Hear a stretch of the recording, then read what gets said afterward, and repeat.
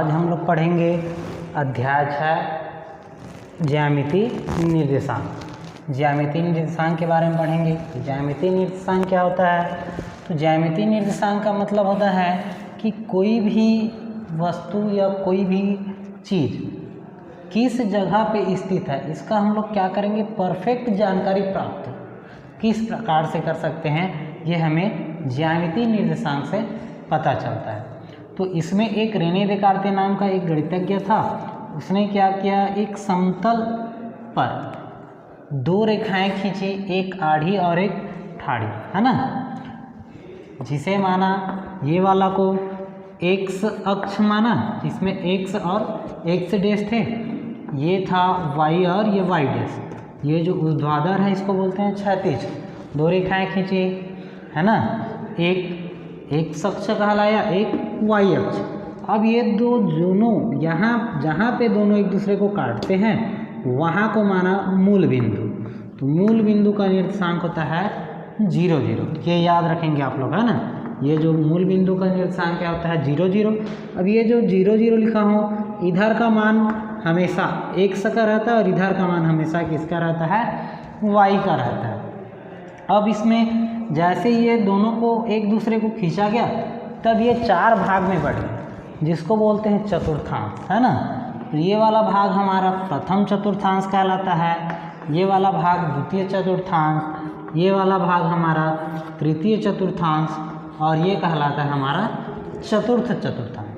अब इसमें क्या होता है, ये जो एक्स का मान रहता है इधर, तो इधर वाला एक्स का मान धनात्मक रहता है, इधर वाला एक्स का मान ऋणात्मक रहता है।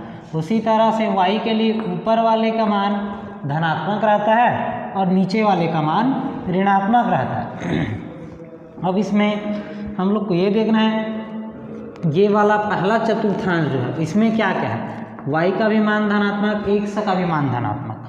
तो देखो, दोनों का मान यदि धन रहेगा, x और y दोनों का मान यदि धनात्मक है, तब वह कौन से चतुर्थांश में होगा, प्रथम चतुर्थांश में। अब इसमें देखते हैं तो x का मान ऋणात्मक है, y का मान धनात्मक है ना। तो ये x का मान यदि ऋणात्मक हुआ और y का मान धनात्मक हुआ, तो यह द्वितीय चतुर्थांश में होगा। उसी प्रकार से इसमें देखते हैं x का मान ऋणात्मक, y का भी मान ऋणात्मक है ना। तो दोनों का मान यदि ऋणात्मक हुआ तो वह तृतीय चतुर्थांश में होगा। अब आगे आ जाते हैं तो x का मान धनात्मक है, y का मान ऋणात्मक है। यदि x का मान धनात्मक हुआ और y का मान ऋणात्मक हुआ, तब यह कहलाएगा चतुर्थ चतुर्थांश में, है ना। अब इसी से संबंधित मान लो 1 नंबर में क्वेश्चन पूछ देता है ना। जैसे मैं उदाहरण के लिए लिख दिया निर्देशांक 2 3 किस चतुर्थांश में है, तब हम लोग जानते हैं कि ये वाला मान x का है और ये वाला मान y का है। अब देखना है दोनों का मान धनात्मक है तो किस चतुर्थांश में आएगा, ये दोनों का मान धनात्मक प्रथम चतुर्थांश में होता है ना। तो ये वाला प्रथम चतुर्थांश में होगा। यदि मैं इसको इस प्रकार से लिख दूं, x का मान धनात्मक हो गया, y का मान ऋणात्मक हुआ, तो ये किस चतुर्थांश में होगा, इसको हम लोग को देखना है। तो ये वाला मान हमारा किस चतुर्थांश में आ जाएगा, चतुर्थ चतुर्थांश में। अब यदि मैं दोनों को ऋणात्मक कर दूं, तो दोनों का मान ऋणात्मक होता है, तो किस चतुर्थांश में आता है, ये हमारा तृतीय चतुर्थांश। उसके बाद यदि एक का मान, है ना, इसका मान ऋणात्मक करूं और इसका मान धनात्मक कर दूं, x का मान ऋणात्मक हुआ और y का मान धनात्मक, तो ये कौन सा चतुर्थांश होगा, द्वितीय चतुर्थांश। ये एक उदाहरण बताया हूँ, इससे संबंधित और कुछ दूसरा भी आएगा तो आप लोग बना सकते हैं, है ना। अब देखना ये है हम लोग को, ये जो x अक्ष रहता है और ये जो y अक्ष रहता है, इसको हम लोग क्या क्या बोलते हैं। जो x अक्ष रहता है उसे बोला जाता है भुज। x अक्ष के निर्देशांक को भुज कहते हैं और y अक्ष के निर्देशांक को कहा जाता है कोटि।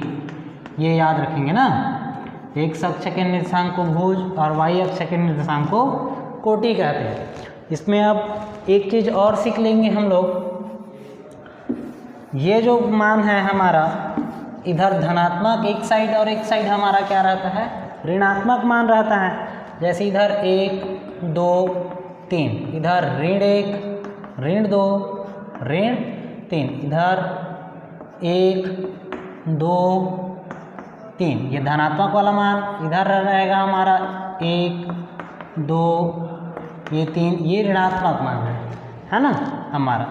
अब इसमें एक चीज़ और पूछता है कि x अक्ष पर स्थित किसी बिंदु का y निर्देशांक क्या होगा, है ना। तो देख लीजिए x अक्ष पर स्थित ये x अक्ष है, इस पे y का निर्देशांक हम लोग को ज्ञात करना है। तो देखो x अक्ष पे बस यही एक बिंदु है जहाँ पे y भी शामिल हो रहा है, तो यहाँ का मान क्या है 0। तो x अक्ष पर स्थित किसी बिंदु का y निर्देशांक जो है क्या होता है 0 होता है। उसी तरह से पूछ देगा इसको, है ना, y अक्ष पर स्थित किसी बिंदु का x निर्देशांक क्या होगा, y अक्ष पर स्थित किसी बिंदु का x निर्देशांक क्या होगा, तो इसका भी मान क्या होगा 0, है ना। और यदि मूल बिंदु का निर्देशांक पूछेगा तो मूल बिंदु का निर्देशांक होता है हमारा 0 0। अब इसी से संबंधित अब आगे हम लोग देखेंगे प्रश्नावली का। प्रश्नावली में है, प्रश्नावली 2 का बता दे रहा है ना, प्रश्नावली 1 में आप लोग का खाली स्थान है, उसको आप लोग बना लोगे। इसमें कुछ क्वेश्चन मैं लिखा हूँ, जैसे 5 8 और 5 ऋण 3 के बीच की दूरी ज्ञात कीजिए। मैं प्रश्न को पूरा नहीं लिखा हूँ ना। तो सबसे पहले हम लोग ये जानेंगे कि मान लेते हैं हमारे पास 2 बिंदु है, पहला बिंदु A व दूसरा बिंदु B, जिसके निर्देशांक है x1 y1 और x2 y2 है। इसके बीच की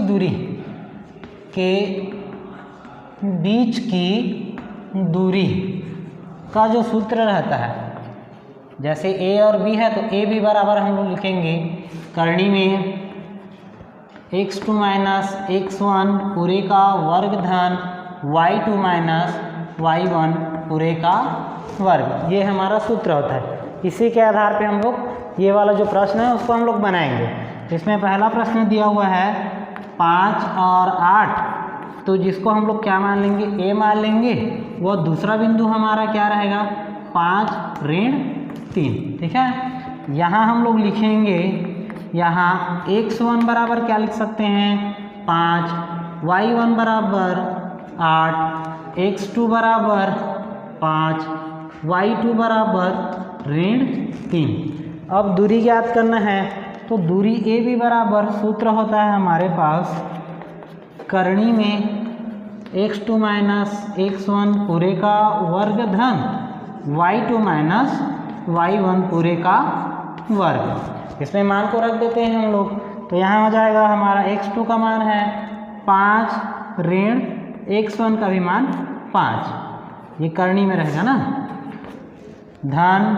यहाँ y2 का मान है ऋण y1 का मान हमारा है ऋण 8, है ना, का वर्ग। अब इससे आगे हल करेंगे तब ये हो जाएगा 5 में 5 घटेगा तो ये हो जाएगा 0 का वर्ग धन 8 और 3 दोनों ऋणात्मक है तो जुड़ेंगे तो ऋण 11 का ये वर्ग होगा बराबर। इसे आगे हल करेंगे तो इसका मान तो 0 हो जाएगा। अब इसका मान क्या हो जाएगा 121, ये तब मान धनात्मक होगा क्योंकि घात इसका क्या है सम है। अब इसका अगर मान निकालेंगे तो इसका होता है 11 इकाई, है ना। इस प्रकार से कोई भी 2 बिंदु रहेंगे तो उसके बीच की दूरी हम लोग ज्ञात कर सकते हैं। इसमें और एक प्रश्न बता दे रहा हूँ आप लोग को, तीसरा वाला, मूल बिंदु से 3 4 की दूरी ज्ञात कीजिए। तो मूल बिंदु का निर्देशांक आप लोग को मैं पहले बताया हूँ अभी है ना, कि मूल बिंदु का निर्देशांक क्या होता है 0 0 होता है।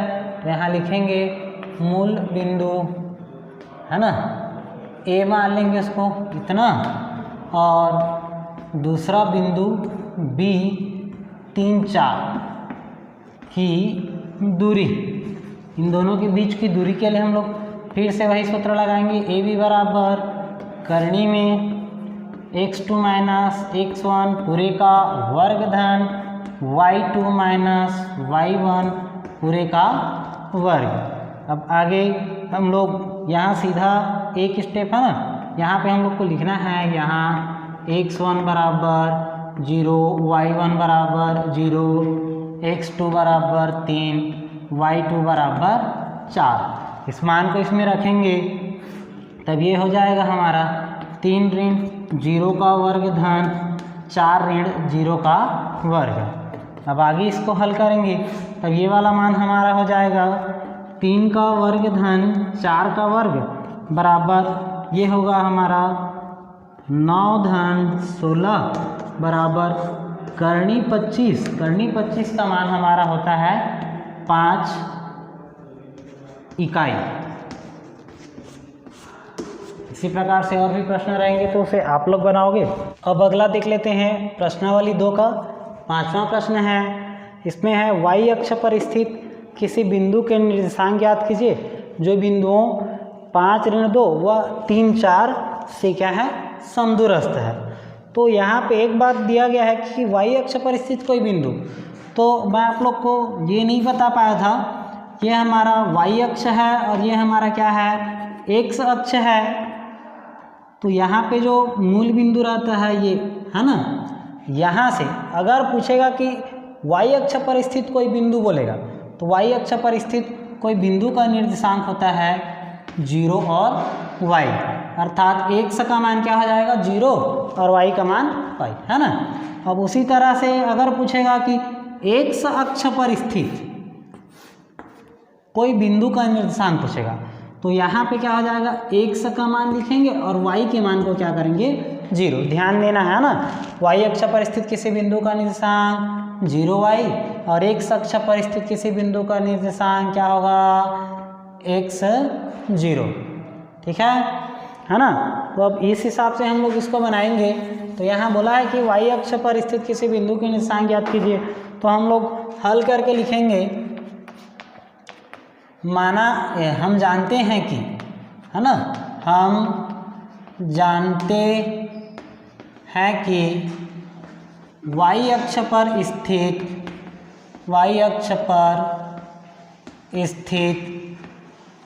किसी बिंदु का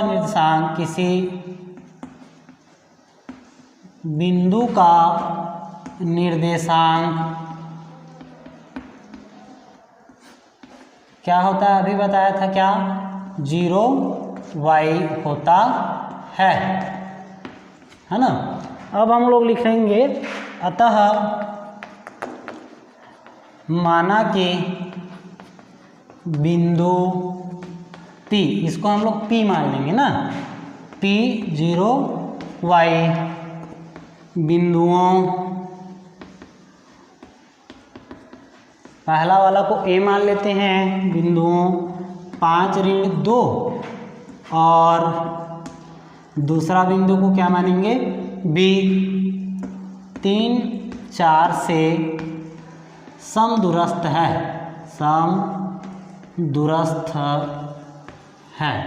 समदूरस्थ का मतलब होता है कि समान दूरी पर है ना। तब हम लोग ये मानेंगे ये वाला पहला वाला मान हमारा ये x1 y1 का ही काम करेगा, है ना। ये हमारा काम करेगा x2 y2, ये भी काम करेगा x2 y2 का। ये हम ध्यान देना, हम लोग को समदूरस्थ बोला है इसलिए हम लोग क्या लिख सकते हैं, इसकी दूरी P और A की दूरी है ना, और P और B की दूरी क्या है समान है, इसलिए हम लोग लिखेंगे PA बराबर हम लोग क्या लिख सकते हैं PB, है ना। PA बराबर क्या लिखेंगे PB।